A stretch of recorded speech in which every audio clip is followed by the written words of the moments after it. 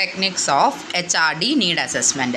There are a number of practical techniques or methods that can be used to gather data about employees' performance, which are as follows. അപ്പോൾ നമുക്ക് HRD needs assessment ചെയ്യാൻ വേണ്ടിയിട്ട് കുറച്ച് process പറയുന്നുണ്ട്. ആദ്യത്തെ observation, പിന്നെ interview, questionnaire, job description. ഇത് കൂടാതെ difficulty analysis, problem solving conference, appraisal reviews, drive pattern identity and organisational policy analysis. അപ്പോൾ ഇത്രയും കാര്യങ്ങളാണ് നമ്മൾ HRD നീഡ് അസസ്മെൻറ്റിന് വേണ്ടിയിട്ട് ഉള്ള ടൂൾസ് എന്ന് പറയുന്നത്, അല്ലെങ്കിൽ ടെക്നിക്സ് എന്ന് പറയുന്നത്.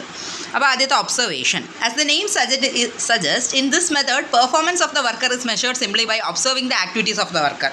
നമ്മൾ ആ വർക്കറുടെ ആക്ടിവിറ്റീസ് നോക്കിയിട്ട് അയാളുടെ പെർഫോമൻസ് നമ്മൾ അസസ് ചെയ്യും, മെഷർ ചെയ്യും.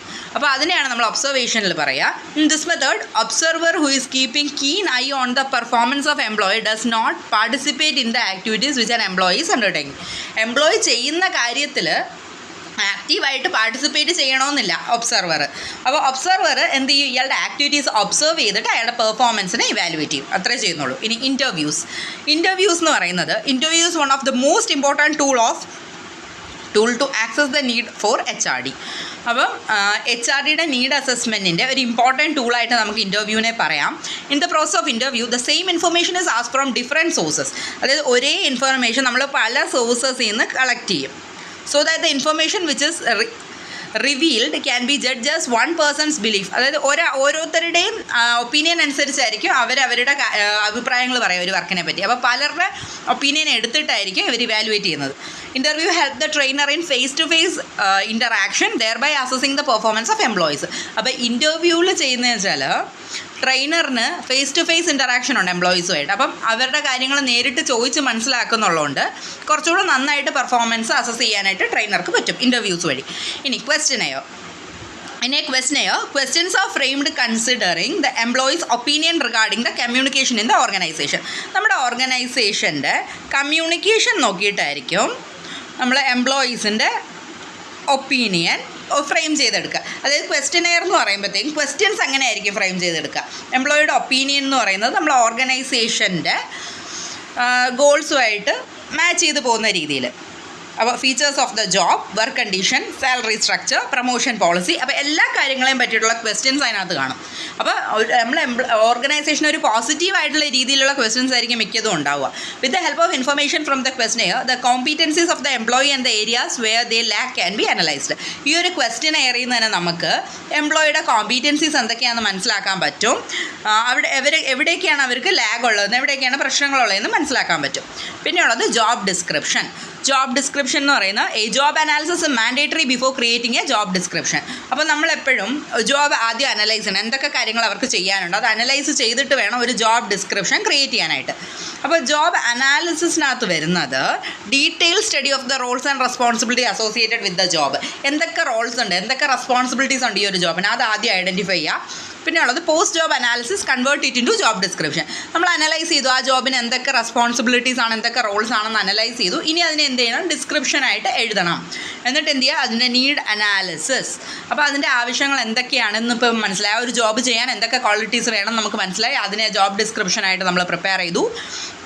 അപ്പോൾ job description of an employee is finalise, it become easy for the trainer to make his training curriculum. ഇപ്പോൾ ഒരു എംപ്ലോയിയുടെ സ്കിൽസ് എന്തൊക്കെയാണ്, കേപ്പബിലിറ്റീസ് എന്തൊക്കെയാണ്, റെസ്പോൺസിബിലിറ്റീസ് റോൾ എന്തൊക്കെയാണെന്ന് മനസ്സിലാക്കി കഴിഞ്ഞാൽ അതനുസരിച്ച് ട്രെയിനർക്ക് കോഴ്സ് സെറ്റ് ചെയ്യാനായിട്ട് പറ്റും. അപ്പോൾ ട്രെയിനിങ് കരിക്കുലം അതിനനുസരിച്ച് സെറ്റ് ചെയ്യാൻ പറ്റും.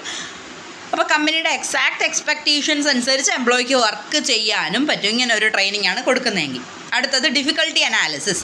The task that cause the maximum amount of trouble for the employee.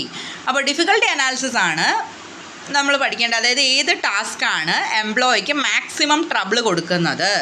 അപ്പോൾ അതിനെ എന്ത് ചെയ്യണം, അതിനെ ഈസി ആക്കാൻ വേണ്ടിയിട്ടുള്ള ട്രെയിനിങ് ആയിരിക്കണം അയാൾക്ക് കൊടുക്കേണ്ടത്.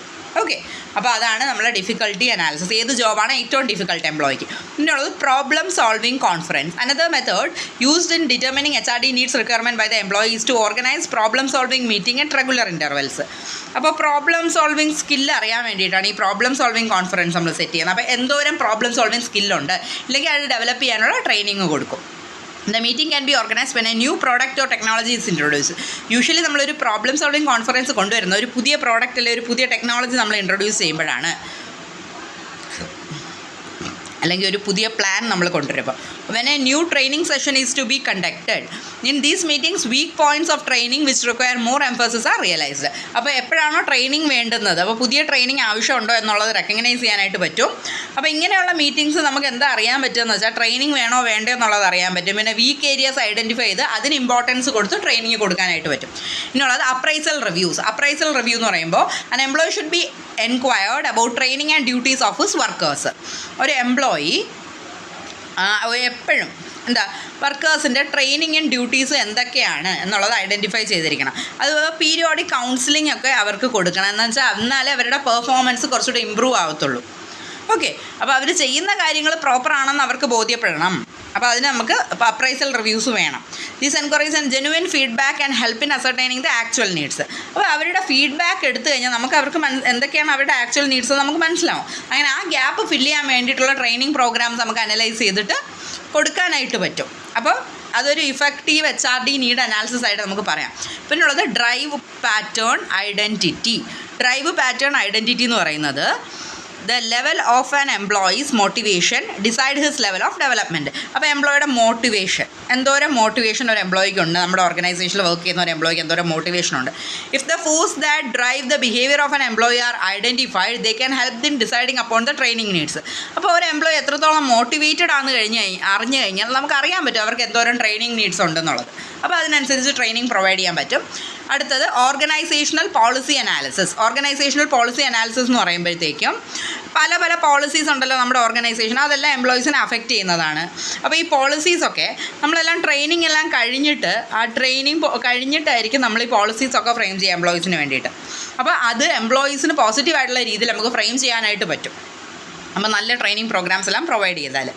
The policies that involve modification, change or overhauling of HRD programme are major concern. അപ്പോൾ ഏതെങ്കിലും ഒരു പോളിസി ഇപ്പോൾ എന്തെങ്കിലും മോഡിഫിക്കേഷൻ അല്ലെങ്കിൽ ചേഞ്ച് അല്ലെങ്കിൽ മൊത്തത്തിലുള്ള ഒരു ഓവറോൾ ചേഞ്ച് നമ്മൾ HRD പ്രോഗ്രാമിന് കൊണ്ടുവരുവാണെങ്കിൽ അത് നമ്മൾ വളരെയധികം ശ്രദ്ധിക്കേണ്ട ഒരു കാര്യമാണ്. അപ്പോൾ അതാണ് ഓർഗനൈസേഷണൽ പോളിസി അനാലിസിസിൽ ശ്രദ്ധിക്കേണ്ടത്. നമ്മൾ എംപ്ലോയീസിന് അതനുസരിച്ചുള്ള ട്രെയിനിങ് വേണം കൊടുക്കാൻ. അപ്പോൾ വലിയ റെസിസ്റ്റൻസ് അവരുടെ സൈഡിൽ നിന്ന് ഉണ്ടാവത്തില്ല. അപ്പോൾ HRD പ്രോഗ്രാമിൽ ചേഞ്ച് വന്നാൽ തന്നെ അവരത് റെസിസ്റ്റൻസ് ഇല്ലാതെ അക്സെപ്റ്റ് ചെയ്യും. അപ്പോൾ ആ രീതിയിലുള്ള ട്രെയിനിങ് വേണം അവർക്ക് പ്രൊവൈഡ് ചെയ്യാനായിട്ട്. Okay.